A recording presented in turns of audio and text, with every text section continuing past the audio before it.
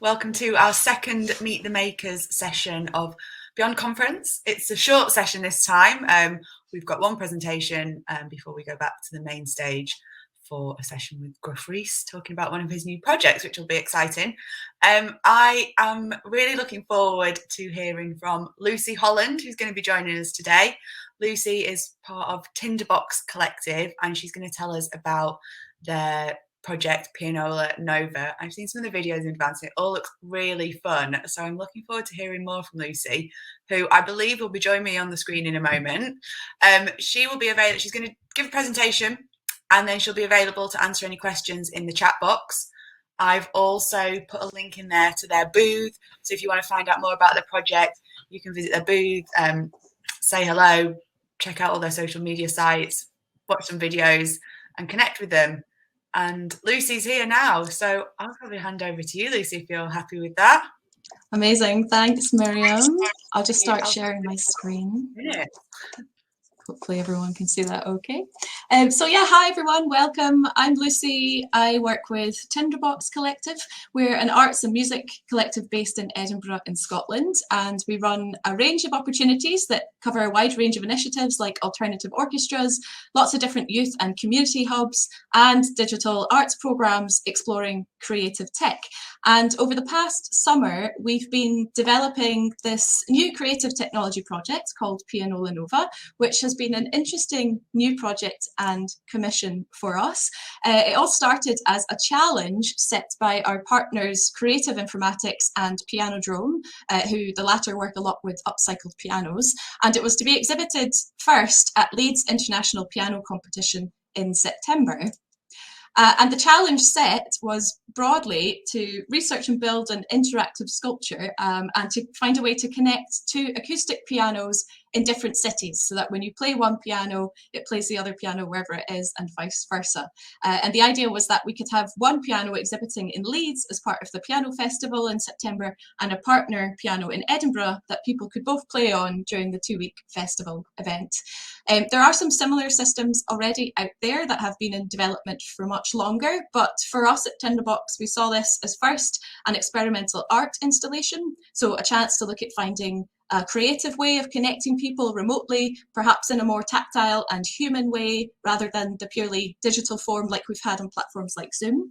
And secondly, a chance to explore the technical possibilities. And through developing this project, we think we've found two potential future products that could be really interesting for other artists and creatives to use and look at exploring in their own kind of creative tech work. So now what I'll be doing is talking to you a bit about how we made Pianola Nova, where we've got to, and what we would like to do with it in future. So first, when we started trying to answer this challenge set of connecting two pianos remotely, at first we were inspired by actual pianolas or player pianos. These are old pianos that are fitted with a pneumatic system that play automatically and look like they're playing themselves. They're amazing pieces of old tech. They work by air being pumped through the system using bellows, which are powered by foot pedals. And there's a paper piano roll that lays on a metal tracker bar. Both have holes in them that correspond to the different notes on the piano. So when they rotate and the score passes over the tracker bar, air is allowed through and the corresponding key is played. And at first, we really liked the idea of having two of these old player pianos speak to each other, finding a way to mechanize this paper scroll tracker bar system and essentially bringing the pianolas into the modern age in a way. Actually, we also have a video of us first playing about with these pianolas as we were trying to figure out a way of intervening with the tracker bar and hopefully taking away the need for that paper roll. The idea was that maybe we could replace the paper scroll and fit a motor-driven gate system that would open the holes instead of using that piano roll. Here's a little behind-the-scenes video of some of that testing. Underneath here, underneath this tape, there's a load of holes, and each hole connects to one of these pipes. These pipes go down to the bellows under here, exactly. So the pedals here actuate the bellows, and the bellows drive these little mechanisms, which when pulled, activate the key here.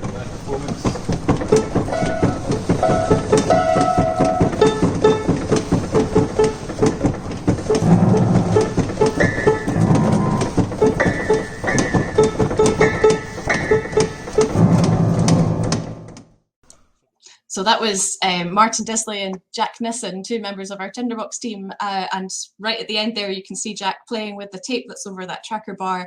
So that was the part that we were interested in, maybe finding a way to electrify.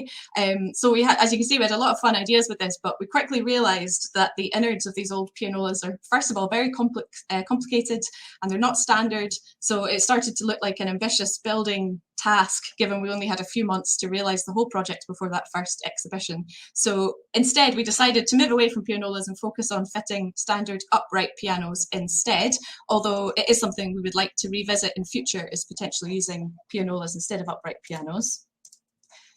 But after turning our attention to using the upright pianos instead, we broadly knew that we needed 3 elements for this system. So first of all, there needed to be an input system, a way of turning the keys on the pianos into electronic switches that could generate some kind of input signal, which was sent to a computer so that you'd know the key had been pressed on the piano, a networking system, so a way of sending these signals and data over the internet between the pianos so they could read each other, and an output system, so a way of physically making the piano play the note on the other side when it receives a signal. So for the input system first, we had a couple of approaches in mind. We explored at first light-dependent resistors. You can see a close-up photo of them here. They're photoresistor electronic components that basically can read changes in light. So the idea was that we could fix these to each key and it would read a light change, which would sense the key being pressed. As we started to try and expand the piano so that we had more keys being read, and basically upscaling it, this started to prove challenging with using the light-dependent resistors. So in the end, what we ended up doing for this exhibit was essentially turning the key into more direct switches or open and close buttons by using copper tape contacts, so some on the bottom of the back of each key that's connected to another copper tape track, and when that key is pressed, this breaks that circuit, which gives us a form of providing a signal to the computer that that key has been pressed. Here's a quick video of that input system and development as well, so you can see the copper tape I've mentioned, which was our second approach. Essentially, we've turned the keys into switches. So instead of the light-dependent resistors, they now have copper contacts.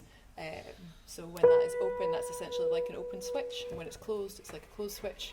And we're reading it in reverse. So when the switch is open, for us, it means that the key is being played, and when it's closed, it means the key is not being played. It's turned off. I press our lowest C, this one here. When I press it, you'll see that it'll get an on, and when it releases, you'll get an off. On, off.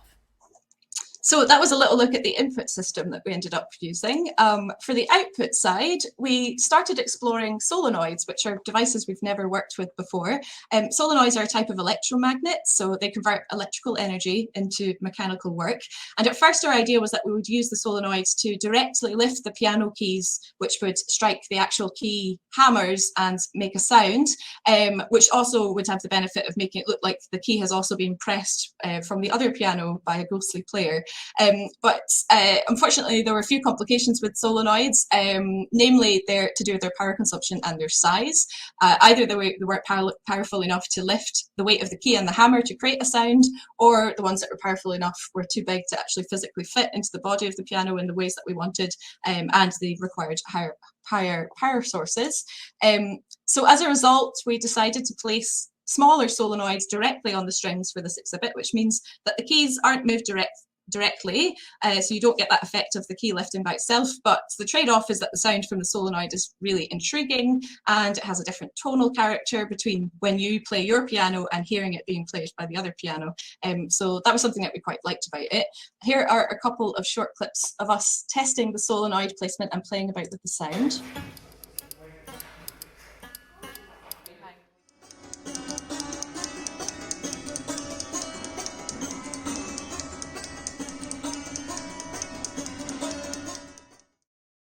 So it was really fun to play about with the different ways that you could create sound using these devices. And very briefly with solenoids, there are some other challenges we found when we were working with them. again, to do with their power consumption and more complex circuitry needs. There are some extra components that are needed in the circuit when you're working with solenoids, especially when you're using a microcontroller to send the signals. And this ultimately upped the whole building and testing time that was needed. And actually an application that we think has come from this development that we'd like to look at more in future is to build a bespoke modular circuit board that comes with those necessary components already nicely printed and put together, so that other artists and creatives could potentially find easier, more accessible ways to use these devices with their creative work.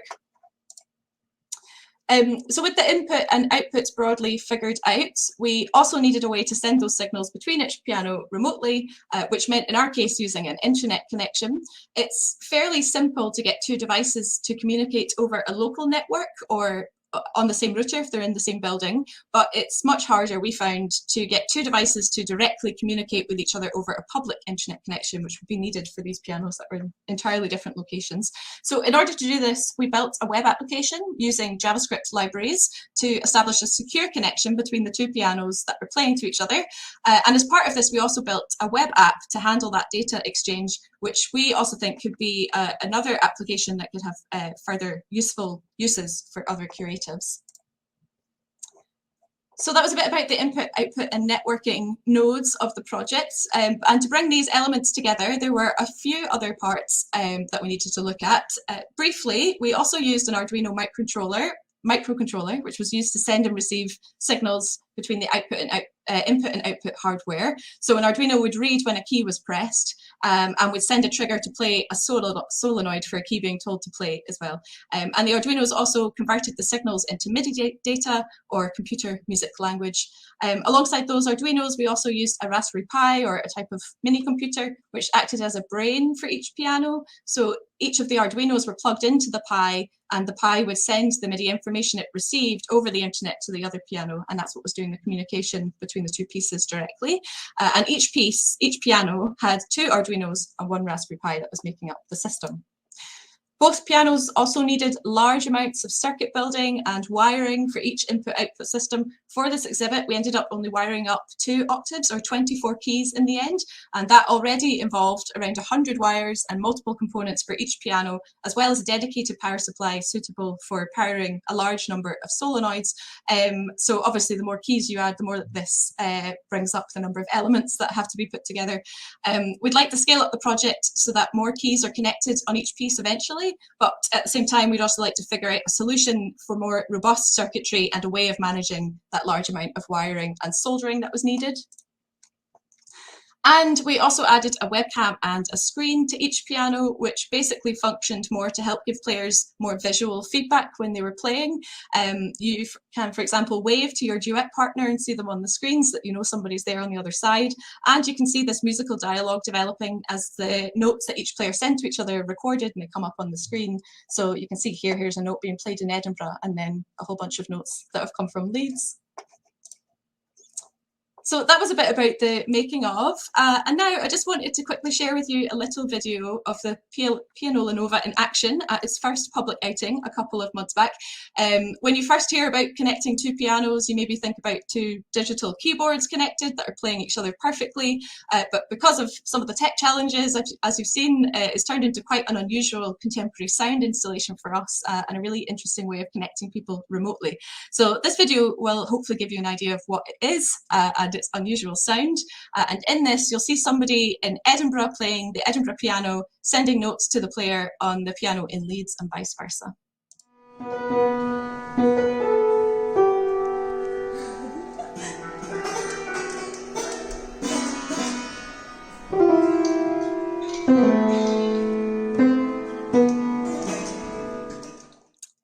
So that's a bit about where we're at with Pianola Nova. For us, it's both an arts and R&D project, as I've mentioned, and some ideas we've had to explore in future are to set up creative residencies and collaborations and make the pianolas available for other artists to experiment with, as we think there could be some really interesting interventions there. And as I mentioned, we think we found two useful outputs for further development.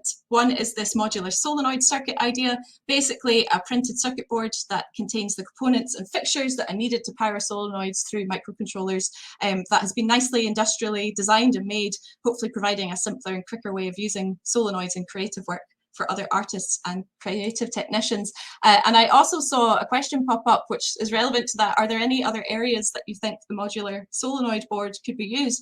I think that's a really good question, and yes, we do think that there could be other applications for it. The plan that we have in mind is to make it quite specific for solenoid and microcontroller use, just because of the specific components that are needed in those cases. But we also think that there could be a version made that could be applied for other devices that require a high power units and that are being triggered by a microcontroller, for example, maybe motors. So there's definitely something we think we could explore there as well to create more of an output with that. And the second idea was to further explore the potential of that web app that we've built, which enables the real-time sharing of MIDI data between devices, and we think could provide lots of interesting creative applications for musicians and artists. For example, there's a possibility of connecting multiple pianos, connecting MIDI instruments or MIDI devices that power the pianos, ways for people to share music performances, maybe interacting and powering and triggering the pianos using live coding and other data. So we think there's a lot of potential in it to be explored. And we're excited to see what comes next with Pianola Nova. Thank you again for your time, and to Beyond for having us. I'm not sure how we're doing on time, but I'll be around, so if anyone has extra questions, I'm happy to answer them in the chat as well. Thanks. Good. Thank you so much, Lucy. I just stuck my question in the chat then. I wanted to know what if you had anything up your sleeve for using this sort of tech you've created again, if you had any more specific projects, what we should be looking out for.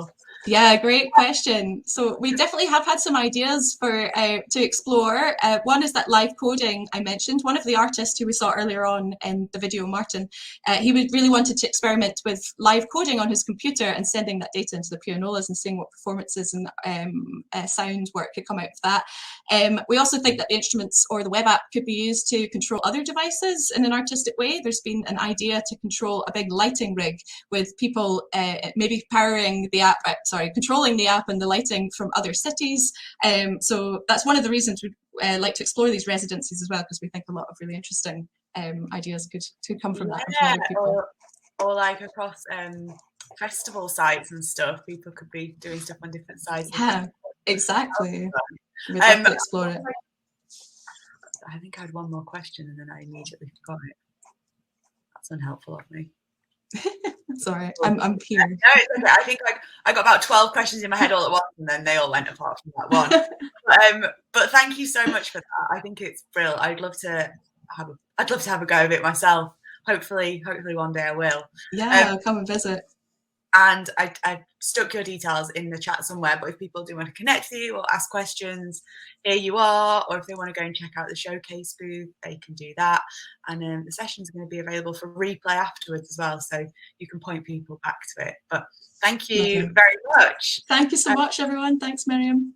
See you soon. Thank you. We'll be back here at 2:45, I believe, to hear from Kate at Sound Stories. And we'll leave you to it for now. I think we've got some Meet the Researchers taking place in spaces and more things about to happen on the stage. So have a look around and we'll see you soon. Thanks again. Bye.